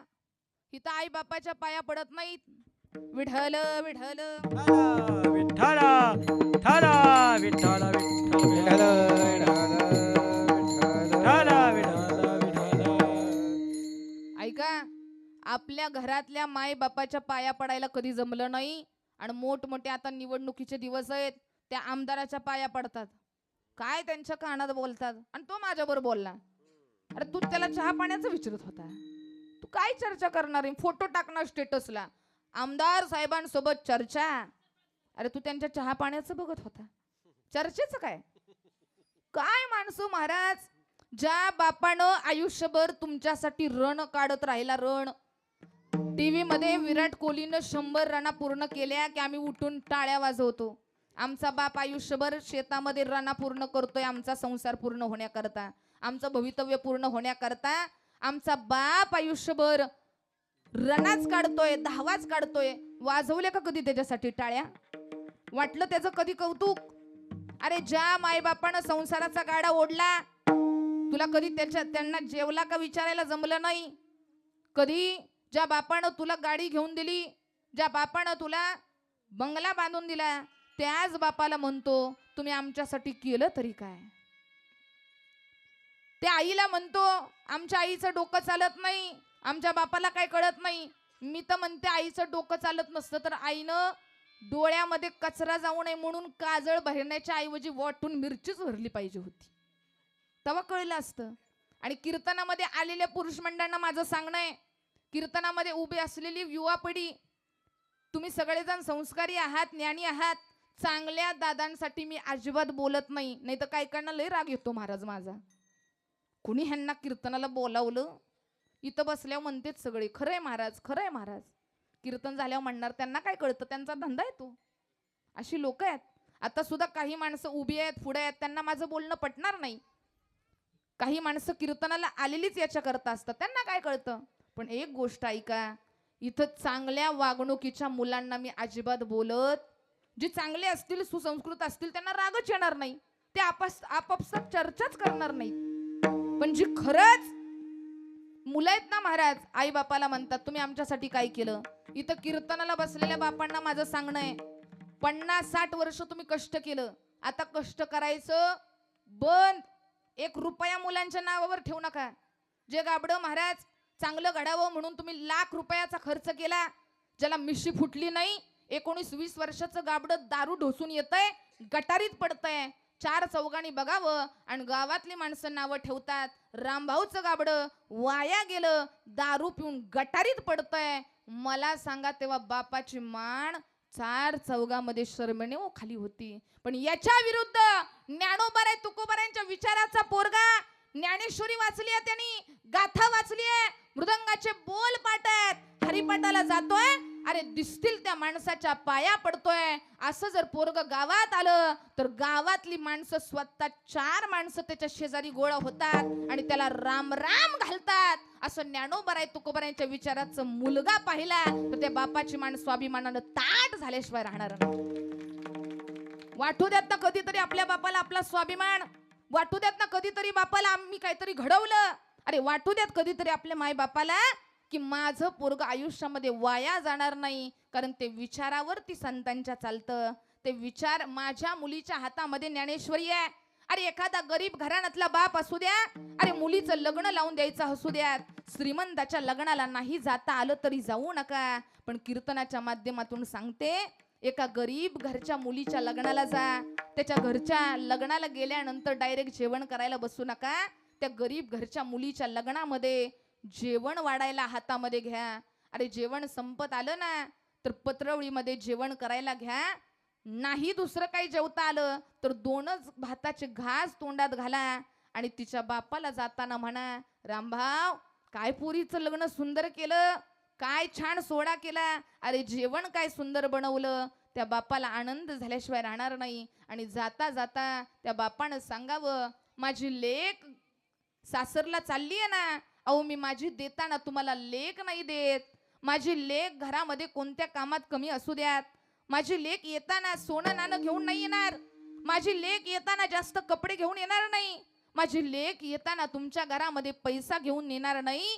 पण मी एकच गॅरंटी देऊ शकतो, बाप सांगतोय लेकीचा त्या सासरकडच्या माणसांना, माझी लेक सकाळी उठून ज्ञानेश्वरी वाचते, माझी लेक सकाळी उठून गातेचं पारायण करते, माझी लेक उठून सकाळची देवपूजा करते, घरामध्ये आरती करते, माझी लेक येताना तुमच्या घरी ज्ञानेश्वरी घेऊन येणार आहे. आणि तुमच्या घराचं गोकुळ नाही केलं तर विचारा, तुमच्या घराचं गोकुळ बनवल्याशिवाय राहणार नाही. ही गॅरंटी त्या बापाला असावी. त्या माई बापाला काय पाहिजे नसतं, 2 शब्द त्या बापावर बोला, 2 शब्दांनी विचारा. अरे त्या माई बापानं काय केलं, झिजू झिजू संसाराचा गाडा हाकला, ओठामध्ये हसू तरी कना वाकला, घडीभर तू थांबना ऐक त्याची धापर, लई अवघड हायर गड्या उमगाया बापर, उमगाया बापर. ज्याचा बाप माहेरात उरला नाही ना तिला विचारा, तिला माहेरला सुद्धा जाऊ वाटत नाही. माहेरला गेल्यानंतर तिचं माहेर संपतं, माहेरला गेल्यानंतर तिला रडू कोसळतं, कारण माझ्या घरामध्ये माझा बाप उरला नाही, माझ्या घरामधलं माझं माहेर संपलं. त्यावेळी दुसऱ्याचा बाप दुसऱ्याला खाऊ घेताना आला ना तर महाराज त्या पोरीला रडू कोसळतं. ती म्हणते, मला कसं तरी होत या बाप लोकाचा पाहताना, कंठ दाटून येतो या गोष्ट बापाची सांगताना, काय दुखल खुपल तो पाटकुळी घ्यायाचा, मला पाटकुळी घेऊन तो डॉक्टर दावायचा, मला कसं तरी होत या बाप लोकाचा पाहताना, कंठ दाठून येतो या गोष्ट बापाची सांगताना. बाप घरामध्ये जिवंत आहे, मुलाला दारे धरावे लागत नाही. बाप घरामध्ये जिवंत आहे, मुलाला माहित नसतं बाजार कुठून आणायचंय, मुलाला माहित नसतं दारे कसे धरायचे, मुलाला माहित नसतं स्वयंपाक घरात किती सामान लागतंय, मुलाला माहित नसतं लाईट बिल किती येतंय, मुलाला माहित नसतं पैसा कुठं कुठं जातोय. अरे बाप गेल्यानंतर मुलगा लाईट बंद करायला शिकतो, बाप गेल्यानंतर मुलगा दारं धरायला शिकतो, बाप गेल्यानंतर मुलाला कळतं भाजीपाल्याला पैसे किती जातात. अरे आपला बाप घरामध्ये झोपून असू द्यात, आपला बाप घरामध्ये पडून असू द्यात, पण त्या घराकडे वाईट नजरेने बघायची कोणाची हिंमत होत नाही. कारण घरामध्ये माझा कोण जिवंत आहे? बाप जिवंत आहे. मी खरा श्रीमंत त्याला नाही म्हणणार ज्याच्या घरी 4 गाड्या 4 मजली बंगला आहे, ज्याच्या घरी धन दौलत आहे, अंगावरती सोनं नाणं आहे.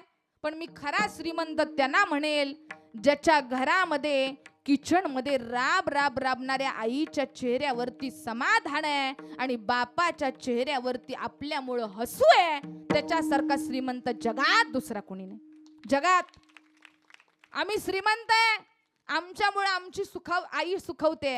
आम्ही श्रीमंत आहे, आमच्यामुळे आमचा बाप आनंदात आहे. कारण बाप गेल्यानंतर जीवन खूप अवघड आहे. बाप कसा आहे?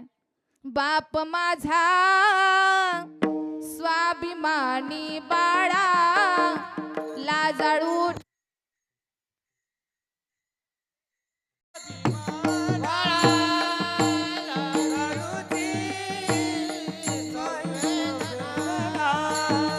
बाप माझा स्वाभिमानी बाळा, लाजाळूची संवेदना.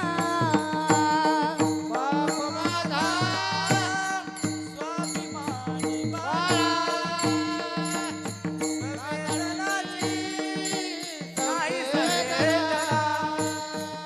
बाप फुलते गुलाब, त्याच्या कष्टाच्या घामाला आहे मोत्याचा सुवाद. बाप तलवार ढाल, बाप पेटती मशाल, तो जागतो म्हणून घर झोपते खुशाल. बाप माझा स्वाभिमानी बाळा, लाजाळूची संवेदना. बाप माझा स्वाभिमानी बाळा, लाजाळूची नाही संवेदना. बाप माझा स्वाभिमानी बाळा, लाजाळूची संवेदना. म्हणून बापाचं प्रेम, बापाची माया, बाप गेल्यानंतर रडण्यापेक्षा बाप जिवंत आहे तोपर्यंत त्याला विचारा, त्याची विचारपूस करा. कारण बाप गेल्यानंतर काही कलियुगामध्ये अशी पण मुलं आहेत, फुलं वाटायला घ्या, 2च मिनिटं मी घेणार आहे. कलियुगामध्ये अशी पण मुलं आहेत की महाराज त्यांना आपल्या आई वडिलांच्या प्रेमाची, कर्तव्याची जाणीव आहे. नगर जिल्ह्यामधली सत्य घटना मी तुम्हाला सांगेल. नगर जिल्ह्यामध्ये काबाड कष्ट करून आई वडिलांनी दिवस काढले आणि मुलाला कलेक्टर केलं. आई वडील मुलाला कलेक्टर करण्याच्या नादामध्ये कधी तालुक्याच्या बाहेर गेले नाही. कष्ट एवढं केलं, अरे रात्रीचा दिवस केला, रात्रंदिवस झटले आणि एक दिवशी फोन येतो, आई ग तुझा मुलगा कलेक्टर झालाय, आता तुम्हाला कष्ट करायची गरज नाही, इथून पुढे कष्ट मी करणार आणि आराम कोणी करायचा? तुम्ही करायचा. मुलानं लाल दिव्याची गाडी पाठवून दिली माई बापाला फिरायला. मुलगा सांगतोय, आई बाबा माझ्यासाठी कधी तुम्ही तालुक्याच्या बाहेर गेला नाही, जावा तीर्थक्षेत्राला जाऊन या. आई बापाला गाडीमध्ये पाठवलं, लाल दिव्याच्या गाडीमध्ये माईबाप गेले. अरे त्या मुलानं आई वडिलांना आळंदी दाखवलं, पंढरपूर दाखवलं, कोल्हापूर दाखवलं, तुळजापूर दाखवलं, रत्नागिरी दाखवलं. नवे नवे ते माय बाप काशीला जाऊन आले. अरे ज्या आई बापानं मुलासाठी तालुका सोडला नाही, त्या माय बापाने सगळे तीर्थक्षेत्र केले. आई बाप रडायला लागले. आई बाप कौतुकाने सांगायचे, आमच्या पोरानं कष्टाचं चिजवो केलं, नाव केलं आमचं, आमच्या पोरानं आम्हाला तुळजापूर, पंढरपूर, आळंदी, काशी, रत्नागिरी सगळं दाखवलं. आईबाप रडतायत. पोरग घरी आलं, पोरानं पाहिलं, आईबाप सगळ्याला कौतुकाने सांगतायत. माझ्या मुलानं आळंदी दाखवलं, पंढरपूर दाखवलं, तीर्थक्षेत्र दाखवलं. पोरग रडायला लागलं. आई वडिलांच्या चरणाजवळ पायाजवळ डोकं ठेवलं आणि पोरग आई वडिलांना म्हणतं, इकडे लक्ष द्या गोरडवाडीकर. ते कलेक्टर झालेलं पोरग रडणाऱ्या माई बापाला म्हणताय, आई बाबा अहो काय तुम्ही सगळ्या जगाला सांगताय, माझ्या मुलांना आळंदी दाखवलं, पंढरपूर दाखवलं, तीर्थक्षेत्र दाखवलं. आई बाबा अहो मी तर फक्त तुम्हाला आळंदी, पंढरपूर, तीर्थक्षेत्र दाखवलं. अहो आई बाबा तुमचे उपकार किती, तुम्ही तर मला हे जग दाखवलं, तुम्ही तर मला हे जग दाखवलं. आई वडिलांचे उपकार आहेत. म्हणून आज गोरड परिवार, त्यांची दोन्ही मुलं असतील, शहाजी बापू असतील, त्याचबरोबर कुसुमताई असेल, त्याचबरोबर सुना असतील, नातवंड असतील. आज त्यांनी जर मला विचारलं ना, ताई सांगा तुमच्या कीर्तनाच्या माध्यमातून आमच्या बाबांना कुठं जागा मिळाली आहे, तर ज्या माणसाच्या श्राद्धानिमित्त इथं कीर्तन आहे, इथं कीर्तन झाल्यानंतर जेवणाच्या पंक्ती बसणार आहेत, या सगळ्या पुण्याचा संचय त्यांच्या पारड्यामध्ये केला जाणार आहे आणि त्यांना वैकुंठाचा मार्ग काय होणार आहे. आणि मी माझ्या मनाचं सांगत, माऊली सांगतात, ज्ञानदेव सांग झाला हरिपाठ, पूर्वजा वैकुंठ मार्ग सोपा, विठोबा रखुमा. सर्वत्र कधीही तुम्हाला पाहावासा वाटला तर हा गोरडवाडीतला सोहळा तुम्हाला पाहता येणार आहे. आमचे समाधान दादा एवढं सुंदर असं प्रक्षेपण करायचं काम केलेलं आहे. आणि भक्त बाळूमामाचा चॅनल असेल, त्याचबरोबर त्यांचे सहमित्र ओम साई क्रिएशन, ओम साई परिवार, आमचे चैतन्य दादा असतील, या समाधान दादांकरता देखील टाळी वाजवायची सगळ्यांनी. खूप खूप धन्यवाद. आजचा हा कार्यक्रम घरातली मुलं असतील, गोरड परिवार असेल, त्याचबरोबर ज्यांच्याकडून मला हा कार्यक्रम आला, आमचे आदरणीय स्वप्नील दादा या ठिकाणी उपस्थित आहेत. स्वप्नील दादांचं धन्यवाद. त्याचबरोबर स्वप्नील दादांबरोबर आमचे गोरड भाऊ मला फोन करत होते. नाव काय दादांचं? हा, पोपट गोरड दादांचं भरपूर फोन झालं बरं का. मला 3-4 दिवस झालं आमच्या पोपट दादांचं पण भरपूर फोन आहेत, त्यांचं धन्यवाद. त्याचबरोबर आपल्या आजोबांची मुलं असतील, नातवंड असतील, गोरड परिवार, संपूर्ण गोरड परिवाराचे खूप खूप धन्यवाद. मला इथं बोलवलं आणि ही सेवा माझ्याकडून पार पडण्याचा प्रयत्न केला सर्व. त्याचबरोबर आमच्या मागे तुम्हाला दिसत आहेत माऊली प्रसाद आश्रम, संचलित मुलींची मोफत वारकरी शिक्षण संस्था. 2008 पासून ते 2025 चालू आहे. गेले 2008 पासून आतापर्यंत आपली ही संस्था विनामूल्य कार्य करते. एकही रुपया घेतला जात नाही, कोणतीही फी मुलींकडून घेतली जात नाही, मोफत मुलींना शिक्षण दिलं जातं. आता आमच्या संस्थेमध्ये 50 ते 60 मुली मोफत शिक्षण घेत आहेत. 2008 पासून आतापर्यंत मुलींची लग्न लावून दिली, बाळणपण केली, नातवंड सुद्धा आमच्या आई वडिलांच्या घरी येतात बरं का. म्हणजे असा आमचा सगळा मोठा परिवार आहे. नेपाळ पासूनची मुलं आपल्या संस्थेत आहे. मुद्दाम सांगते, कुठली? नेपाळची. आपल्या महाराष्ट्रात राहून माणसं भजन करत नाहीत. नेपाळची मुलं येऊन आपलं कीर्तन करतायत, भजन करतायत. ही लहान मुलगी दिसते ना, लहान चेहऱ्यावरून दिसून येतं बघा, ही गोरी मधली. ती कुठली आहे? कुठली आहे? गोरडवाडीकर, नेपाळची आहे. अजून एक मुलगी आहे इथं, ती तिकडे जाहिरात वाटते बघा, चेहऱ्यावरून दिसून येईल, गोरी गोरी दिसते. ती कुठली आहे? आणि आज आमची अजून एक लहान बाळ आहे बरं का, गाथा. ती तर 1.5 वर्षाची आहे. किती? 1.5 वर्षाचं बाळ आहे. रोज माझ्या कीर्तनाला असते. आज आजारी असल्यामुळे ती आली नाही. ती सुद्धा कुठली आहे? नेपाळची 1.5 वर्षाचं बाळ आहे. ते सुद्धा कुठलं आहे? आणि अजून एक त्यांचाच भाऊ आहे, 8 वर्षाचा आहे. तो सुद्धा कुठला आहे? नेपाळचा. मुद्दाम सांगते, आपली संतांची भूमी आहे महाराष्ट्र, पण आपली लेकरं हातात टाळ घेत नाहीत, आपली लेकरं ज्ञानेश्वरी घेत नाही. पण दुसऱ्या देशातनं, दुसऱ्या राज्यातली लेकरं येऊन आपली परंपरा जपतायत, आपलं नामस्मरण करतायत. आपल्या पण सोन्यासारख्या मुलाच्या हातात ज्ञानेश्वरी द्या, गाता द्या. त्यांच्या जीवनाचं सोनं नाही झालं तर विचारा. म्हणून तुमच्या मुलांना आमच्या संस्थेत घालायचं असेल घातलं तरी चालेल. अनाथ आश्रम आहे आपला माऊली प्रसाद अनाथ आश्रम आपण चालवतोय. तर ज्यांना कोणाला तुमच्या मुलींना आमच्या संस्थेत घालायचं असेल घातलं तरी चालेल. अनाथ मुलं असतील गरजू मुलं असतील त्यांनाही घातलं तर चालेल. आणि ज्यांना कोणाला वाटत असेल की महाराज आमच्या काहीतरी फुल ना फुलाची पाकळीचा उपयोग तुमच्या या सत्कार्यासाठी व्हावा. तुका म्हणे सत्य कर्मा व्हावे साह्य घातली या भय नरका जाणे. आपण जर एका ठिकाणी 1 रुपया दान केला तर त्याच्या बदल्यात आपल्याला 10 रुपये मिळत असतात. तर ज्यांना कोणाला आमच्या संस्थेला काही दान करायचं असेल काही देणगी द्यायची असेल कीर्तन झाल्यानंतर दिली तरी चालेल.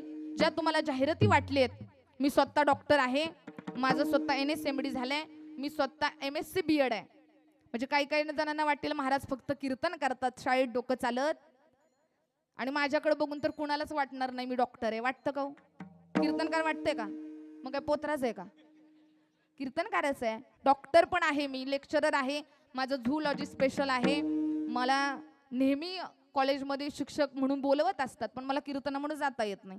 तर अशी मी स्वतः घरी 100 ते 150 पेशंट आहेत. झोपलेल्या माणसाला चालाय लावणारी औषधं गुडघेदुखी मणकेदुखी सांधेदुखी मुळव्याध मुतखडा दमा पित्त हाडांवरचे कोणतेही विकार असू द्या डायबिटीज वजन कमी करणे या सगळ्यांवरती मुळव्याध मुतखडा या सगळ्या आजारांवरती आपल्या इथे इलाज आहे. आम्ही एक उपक्रम राबवतोय केमिकल मुक्त भारत. आपण जे केमिकल युक्त गोळ्या खातोय त्याचा हार्टवर किडनीवर परिणाम आहे. आता बघा 70 ते 80% माणसाला हार्ट अटॅक आहेत. हे परिणाम गोळ्याचे आहेत. म्हणून आयुर्वेदिक उपक्रम आम्ही राबवतोय. ज्यांना कोणाला काही माहिती घ्यायची असेल कीर्तन संपल्यानंतर घेतली तरी चालेल. ज्ञानेश्वर माऊली ज्ञानराज